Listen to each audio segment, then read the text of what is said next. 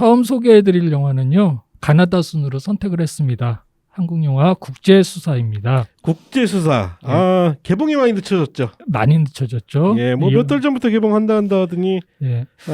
코로나 때문에 늦춰졌어요. 예. 그 김봉환 감독 작품이고요. 주연은 각도원, 김대명, 김희원, 김상호 씨가 주로 이제 주연으로 출연을 하고 있습니다. 간단한 내용을 일단 설명드릴게요.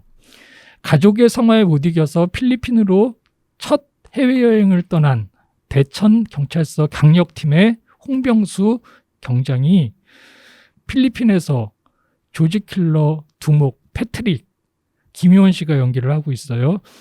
그 범죄에 휘말리면서 살인 용의자가 되고 누명을 벗기 위해서 고향 후배인 만철 그리고 중마고 용배의 도움을 받아 활약을 하게 된다 이런 내용입니다. 영화 소개를 그렇게 책 읽듯이 하셔야 되나요? 네. 그냥 말하듯이 좀 아니요. 구수하게 못 하시나요? 아니요. 자칫 잘못하다가 또 저의 어떤 감정이 들어갈 것 같아서 그래서 최대한 객관적으로 그 포털에서 가져온 내용을 또 짧게 제가 정리를 했습니다. 예, 일단 감독 이야기 좀 먼저 한번 해보면 어떨까요? 김봉환 감독. 이 정도면 이제 중견 감독이죠. 그렇죠. 영화를 벌써 3편을 만드시고 4번째 작품이에요. 네. 2013년에 히어로라는 작품이 있었고요. 그리고 보통 사람이라는 작품이 2016년에 있었던 것으로 기록이 되어 있습니다. 보면은 이렇게 크게 관객들에게 기억이 되는 어필되는 작품이라고는 할 수 없지만 나름대로 굉장한 인상들을 남긴 그런 작품들을 연출을 하셨어요. 히어로는 뭐 한국형 슈퍼히어로 영화를 표방을 했지만 사실은 휴먼 드라마인데 그렇습니다. 그럼에도 불구하고 조금 유치하죠. 조금 유치하고 보통 사람은 평가가 좋았어요. 예. 실제 상도 많이 받았고요. 그렇습니다. 예. 그래서 이제 이 김봉환 감독이 작정을 하고 좀 더 관객들에게 다가갈 수 있는 그런 연출을 하고자 한 것 같아요. 그래서 지금 제가 줄거리를 대충 말씀드렸지만 일단 코미디 범죄극이고요. 자, 본격적으로 키워드로 한번 풀어보죠. 첫 번째 가져온 키워드는 액션 코미디입니다. 이제 앞서 설명한 것처럼 이 작품은 액션 코미디의 방점을 찍고 있어요. 소동극이고 그리고 해외 로케이션을 이제 좀 특화한 그런 작품인데 과거로부터 저희가 추석 명절 하면은 역시 액션 코미디가 그 대세였다라고 할 수가 있습니다. 그래서 저희 연배 정도 되는 분들은 이제 매년 추석마다 성룡 영화가 개봉되는 거를 당연히 기다렸던 그런 때도 있었고요. 그래서 이제 이런 입장에서 볼 때 추석 영화로서 액션 코미디 충분히 만족스러운 키워드가 될 것 같습니다. 그래요? 만족스러운가요? 그거는 이제 영화 평가는 별개입니다. 액션 코미디라는 키워드에 있어서는 만족한다라는 거겠죠. 홍보사 눈치 너무 보시는데요. 계속 말씀드리지만 저 눈치 볼 일 없습니다. 제가 트레일러를 보니까 진짜 코미디 같던데 네. 그럼 여기는 신파가 조금이라도 나올까요? 전혀 없습니다. 전혀 없구나. 예. 대신 신파를 대신하는 포인트 키워드가 곧 등장할 겁니다. 두 번째 키워드로 가져온 것은요. 보물찾기입니다. 예고편에는 잘 안 드러나는 것 같더라고요. 근데 이제 이 영화가 사실 굉장히 중요한 한 가지가 바로 보물찾기입니다. 보물을 찾아요? 네. 누명을 벗는 게 아니라요? 필리핀 바다 어딘가에 일제시대 때 2차 대전 당시에 그 일본군이 그 항해를 하다가 그 침몰을 하면서 수장된 그 거액의 황금 보물이 숨겨져 있다라는 전제가 이 영화의 굉장히 중요한 한 갈래입니다. 그래서 이 필리핀 이제 가서 이 온갖 고통을 겪는 또는 이제 소동을 당하는 이 곽도원 씨가 연기하는 홍병수라는 이 경찰이 궁극에 있어서는 이 보물찾기와 연루가 된 그런 사건에 휘말리게 되는 것이죠. 그리고 이것이 결국 또 알고 보면 과거의 개인의 어떤 또 개인사와도 관련이 있는 그런 보물입니다. 그러나 문제는 뭐냐면 이 예고편에서도 그렇게 언급이 안 되는 이유가 있어요. 중요한 축임에도 불구하고 그냥 하나의 그냥 액세서리일 뿐입니다. 실제 그래요? 영화에 있어서 음. 그 자체가 주는 쾌감 전혀 없다고 보셔도 역사의식 이런 거 과언이 아니죠. 없군요. 글쎄요, 그렇게까지 아. 역사의식까지는 아무튼 아까운 역시 소재. 뭐 예. 우리 다크님은 친일파 후손답게 영화 역사의식을 거론하는 것 자체를 굉장히 거부하시는군요. 네, 넘어가겠습니다. 예. 세 번째 포인트는 브로맨스입니다. 브로맨스. 예. 아까 이제 신파라는 단어를 궁금해하셨는데요. 신파까지는 아니고요. 이 영화에서 의외로 등장하는 것이 또는 당연히 등장하는 것이 브로맨스. 그래서 이제 여주인공 이야기도 하셨고 여배우 이야기도 하셨는데 이 영화에서는 거의 그 빛을 발하지 못하고요. 정말 또 당황스러운 것이 뭐냐면 그 브로맨스의 주인공이 박도원 씨와 김상우 씨. 김대명 씨가 아니네요. 네, 아닙니다. 아, 그러니까 이제 영화를 보시면 알겠지만 이 둘이 어렸을 때부터 굉장히 친한 중마고 어렸을 때부터 이제 서로 우정을 나누는 사이예요. 근데 이제 여차여차해서 김상우 씨가 박도원 씨를 이제 뒤통수를 치고 필리핀으로 도망가 있는 상태가 되는 그런 설정으로 영화가 시작이 되는 거예요.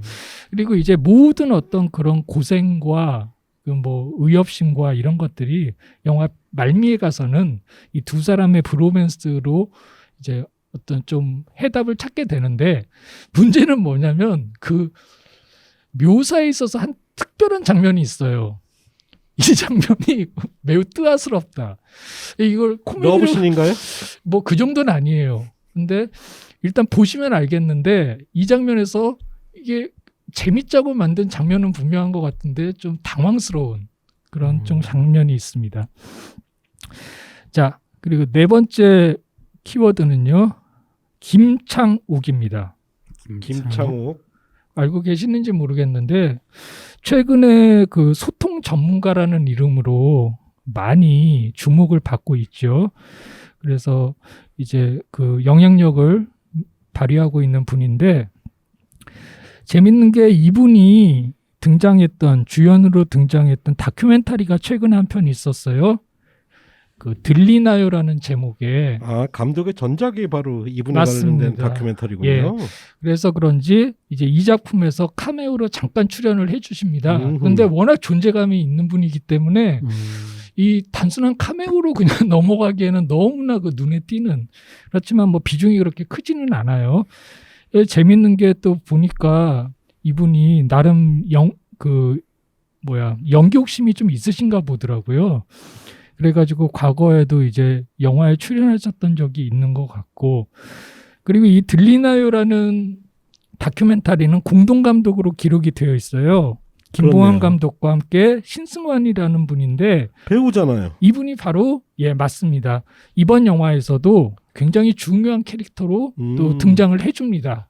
그러니까 결국에는 이런 어떤 그 관계들이 그 영화에 있어서 굉장히 또 중요한 뭐 포인트가 되지 않을까.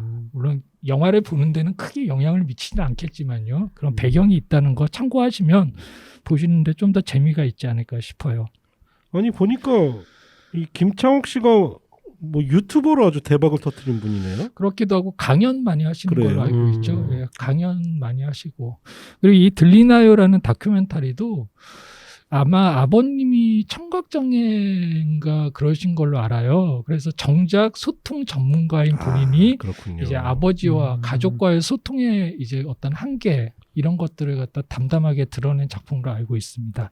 그렇군요. 예. 저는 포스터랑 제목 보고 그냥 트롯 가수 얘기인 줄 알았는데요. 아니군요. 네. 죄송합니다. 예. 예. 저는 질문이 두 개 있습니다. 하나는 김희원 씨가 그럼 앞당으로 나오는데 그 아저씨처럼 좀 존재감이 있는 그런 역할인가요? 김희원이라는 이제 인물에 관련해서 굉장히 잘 찝어주셨는데요. 공교롭게 조금 이따 이제 뒤이어서 이야기할 담보에서도 김희원 씨가 나와요.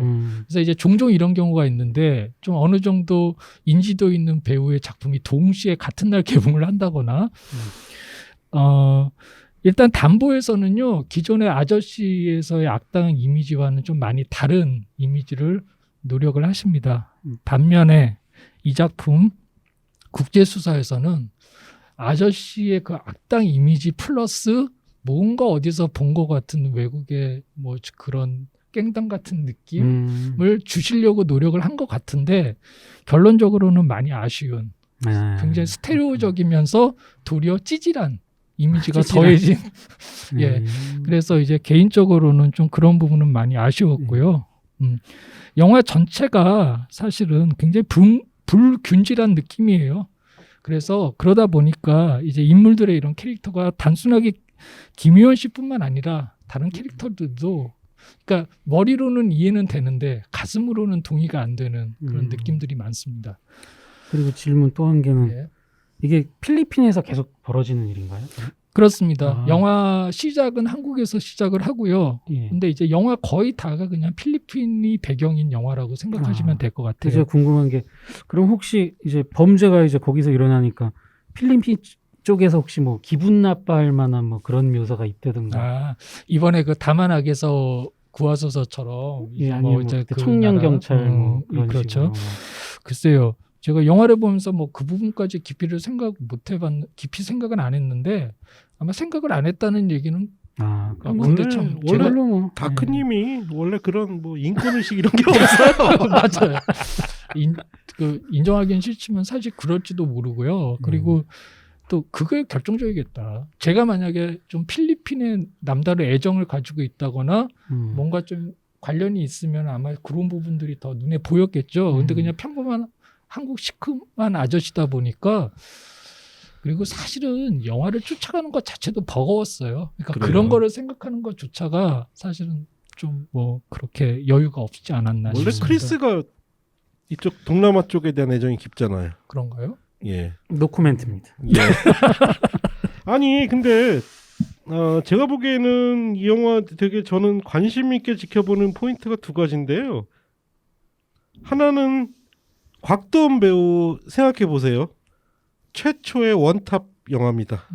그런가요? 지금까지는 곽도원 씨가 원탑이었던 적은 없어요. 그렇죠. 주연했던 적은 있지만 주로 남성들이 무리지어 나오는 영화에 그렇죠.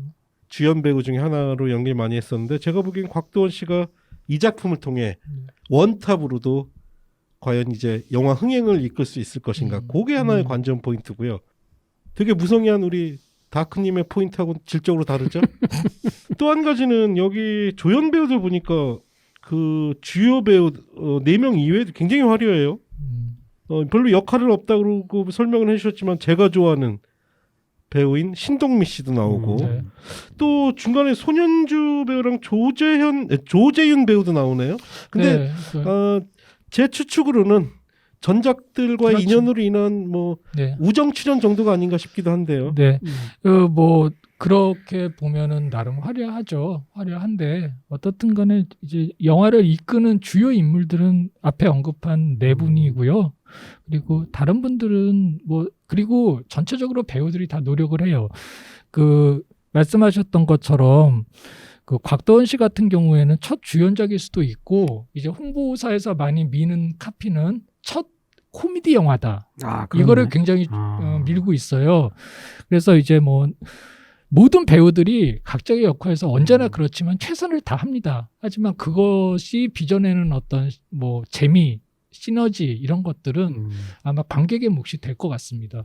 그렇네요. 곽도원 씨가 말씀드린 것처럼 첫 번째 원탑 주연 영화이기도 하지만 그가 코미디 연기를 한 적은 있어도 코미디 영화를 출연한 적은 없네요. 필모를 찾아보니까. 그렇군요. 예, 그래서 그 지점이 대단히 관심 있고 이 영화 이후로 아마 그의 단독 배우로서의 가능성이 점쳐질 것 같네요. 근데 저는 좀 기대되는 측면도 있어요. 왜냐하면 한국 영화에서 요 정도 규모의 그런 형사물 이런 게 재미난 게 의외로 많았거든요. 그렇죠. 예를 들어서 뭐 거북이 달린다라든가 보안관 같은 영화들 아주 큰 규모는 아니지만 아주 소소한 재미를 주는 영화들이 많았는데 국제 수사도 딱 그런 분위기 같아서 네.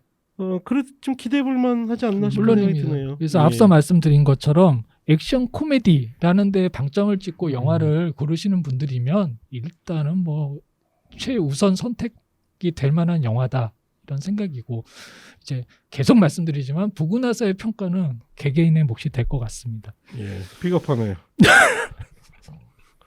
꼭 다음 영화 자기가 영화 평가 안 하고 남들한테 떠넘겨요. 비굴합니다. 저는 지금 굉장히 나름대로 분위기를 풍기고 있다고 생각을 하고 있습니다. 돌려서 예, 알겠습니다.